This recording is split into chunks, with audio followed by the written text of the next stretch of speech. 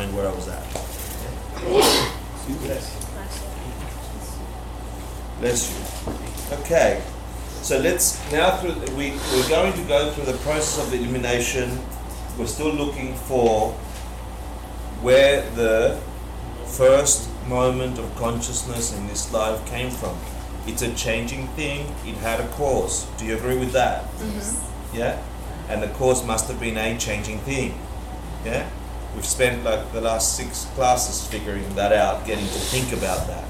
So now we're fairly certain, as certain as we can be, which is just going to chip away at whatever misconceptions we have about being. The point of breaking and chipping away misconceptions is, if the misconceptions stop us from finding the real cause of where things come from, then being stuck with this mind for a lifetime or 3 or 10 or 100 in this way, it's important. If the misconception stops us from believing, understanding how to shift how this experience is occurring to us, that's the practical sense here. If we're stuck with this mind for a little bit and you can change it by eating better, running faster, whatever, and then you die, nothing happens, fine. But the implication is you're stuck with this mind. And it will grow and it will continue. And if you are, for lifetime after lifetime, we better figure out where it came from, what produced it. And then we'll spend more time figuring out, next class, karma, course 5, how to play with it. Yeah? So, is it in Wangpo? Is it in the sense powers? Is the first moment of mind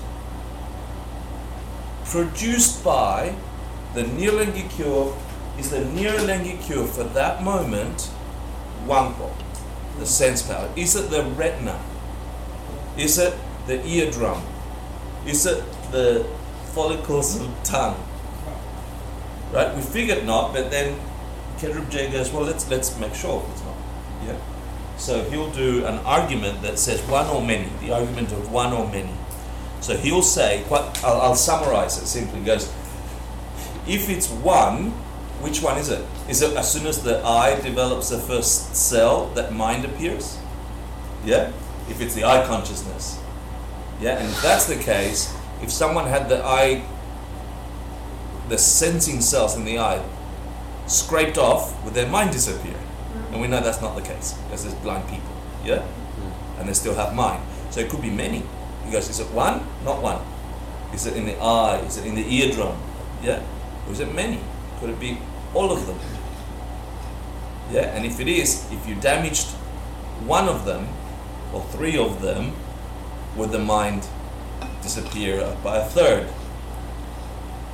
The answer is no. And then he goes, well, also if you use the argument of like produces like, if it was the sense powers, let's take the retina for example, the eye consciousness, eye sense power, yeah?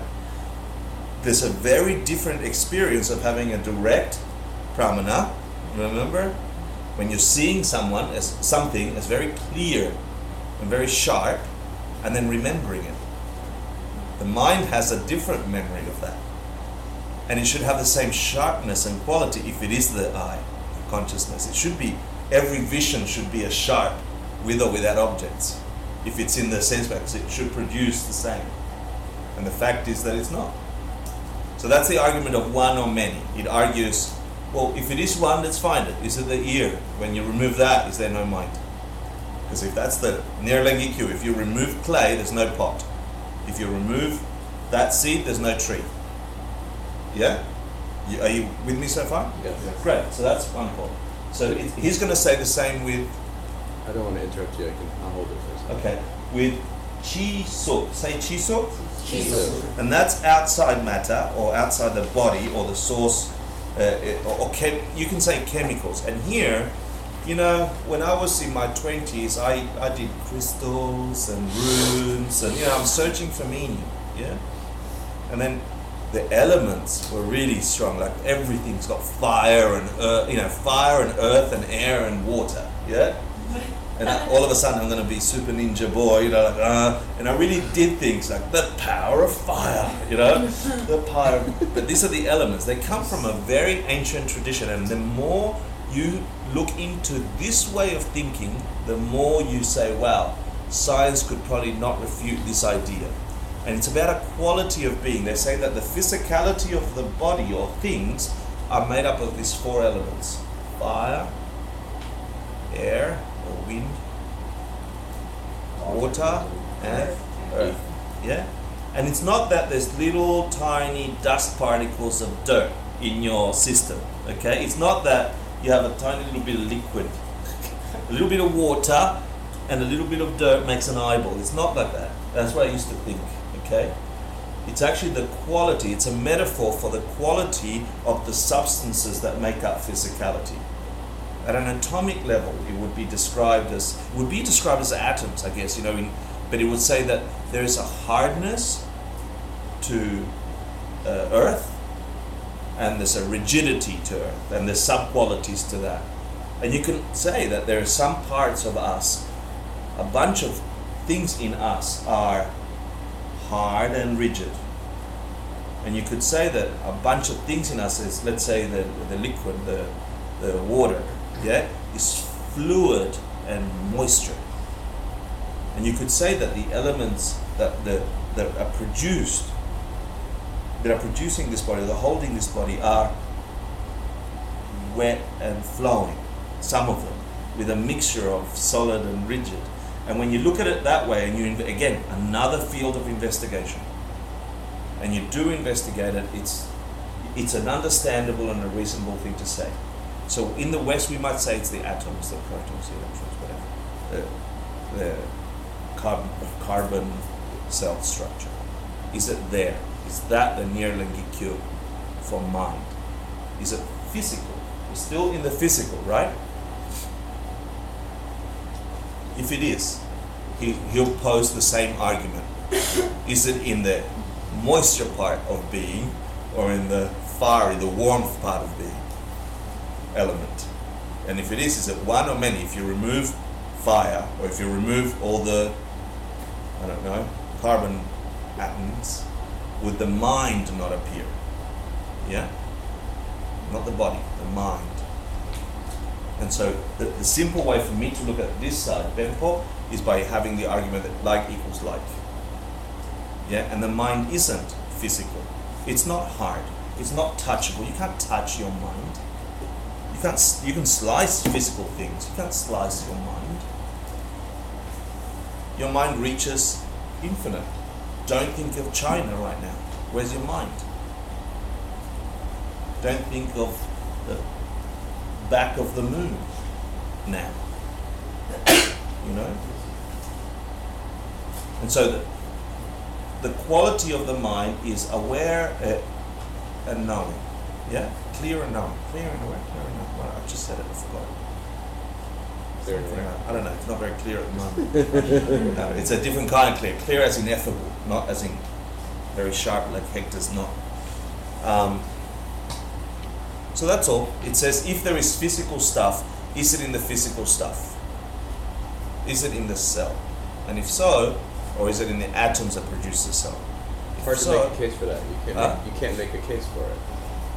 You can't make a case that there is. Yeah, you can't make a solid case of it. No. Because if you grabbed all the chemicals together and you put them in a jar, do you have mind? Can't prove it. We'd be making minds all the time, consciousness. Could they be gens? Could that be gen? Must be. Yeah? Okay.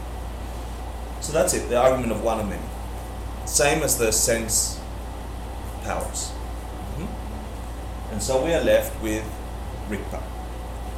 And then his final argument says, well, if the first moment of mind came from a mind, if mind came from mind, which sort of makes sense, right? Like produces like. It's got similar quality. He'll say, well, let's have a look. Really, does it come from somebody else's mind or another instance of that same mind?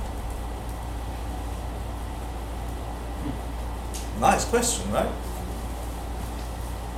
And the implication is, did it come from your parents' mind?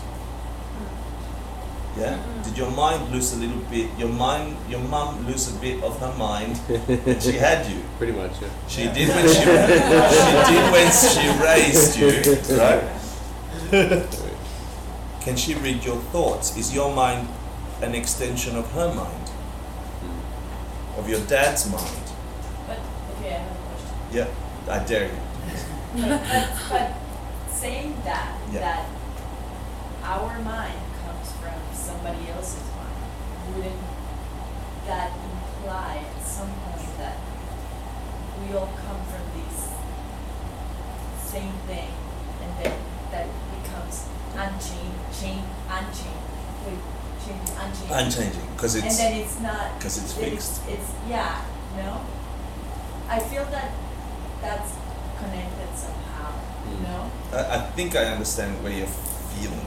I don't know. No, I think I understand when you're saying, but that's the argument. The argument is that there is no evidence to say that so that was one proof. One proof is my mum didn't lose part of her mind. All of a sudden, her mind got smaller while I grew some mind, and my dad's mind got smaller while I grew some mind.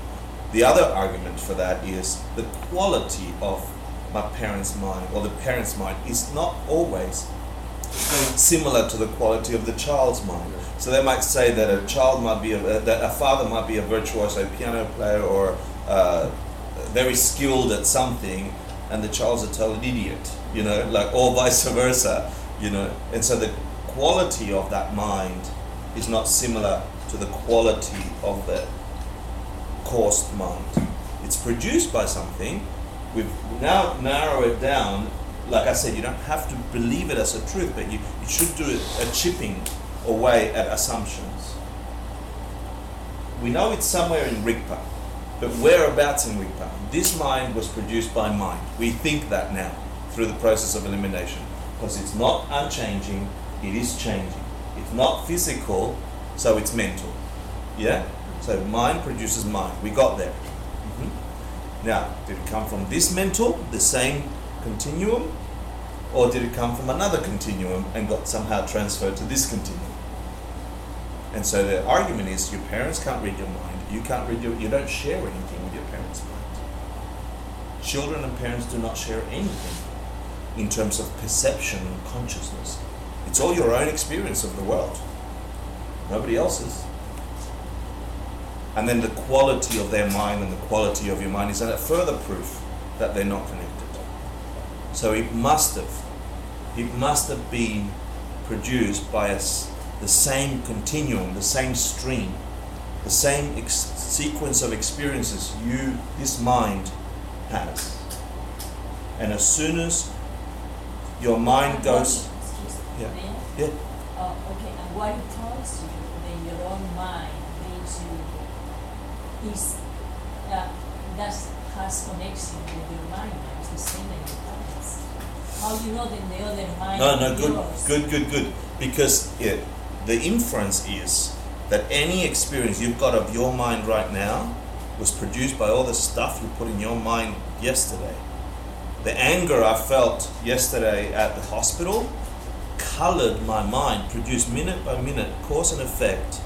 It was a push on, it was the thing that pushed my mind, my sense of being, it was pushed by that previous color of the mind.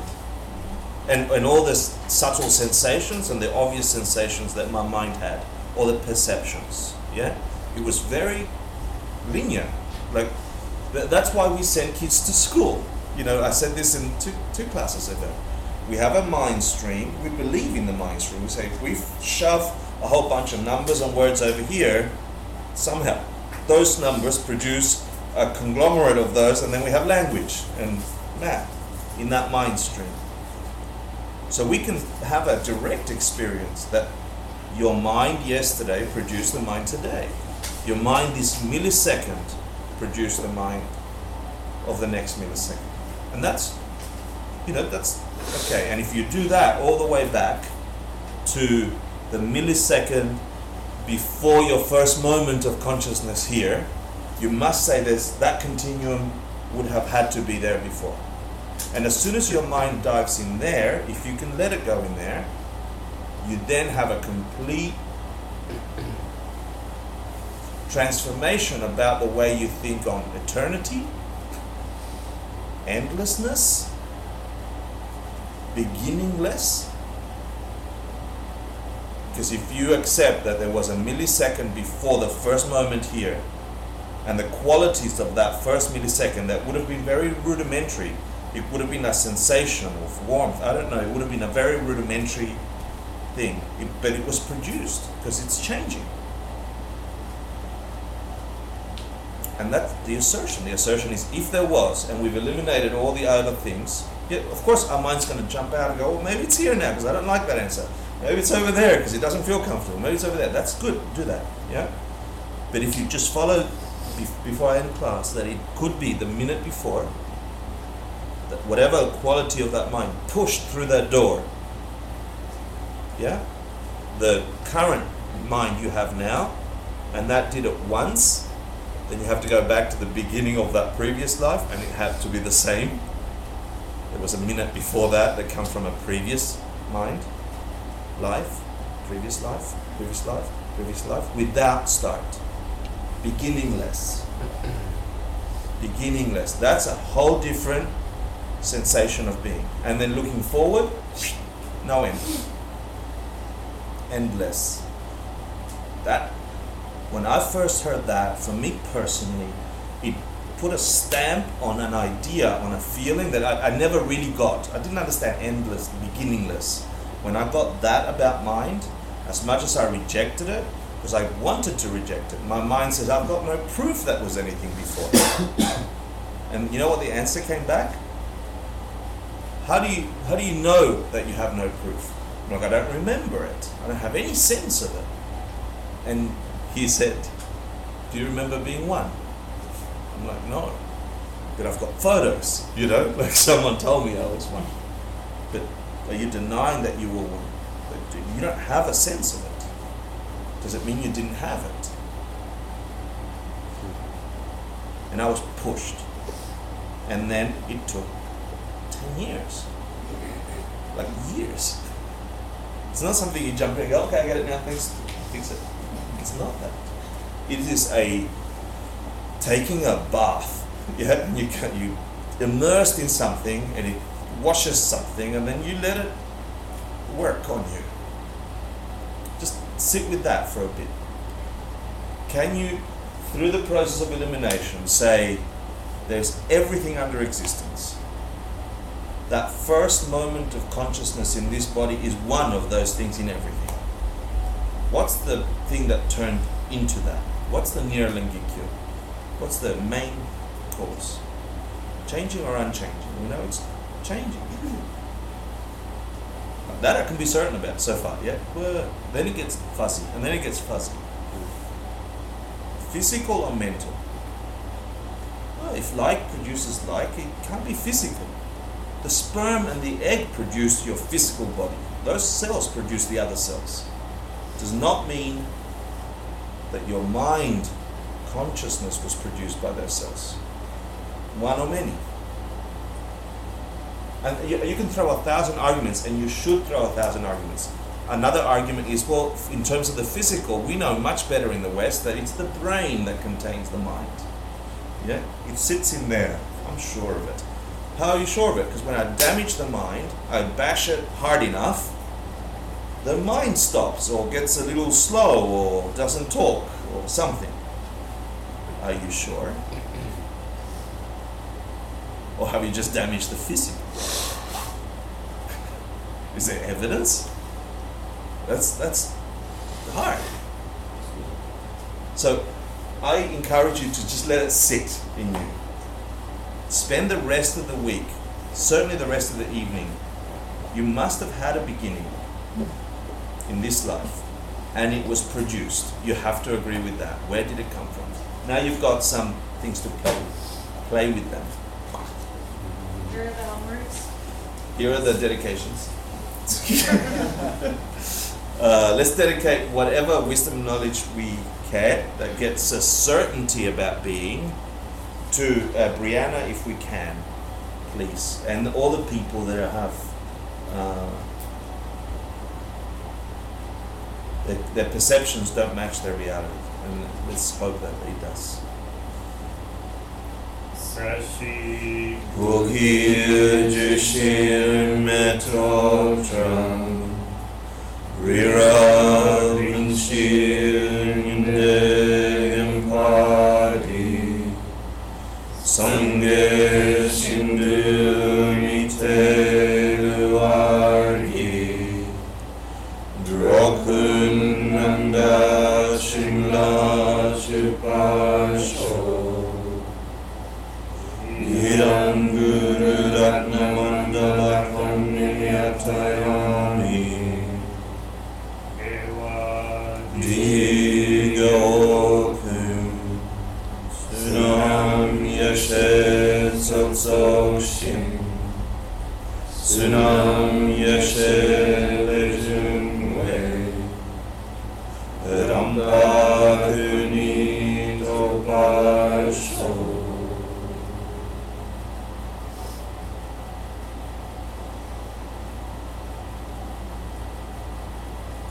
Thank you for coming and listening.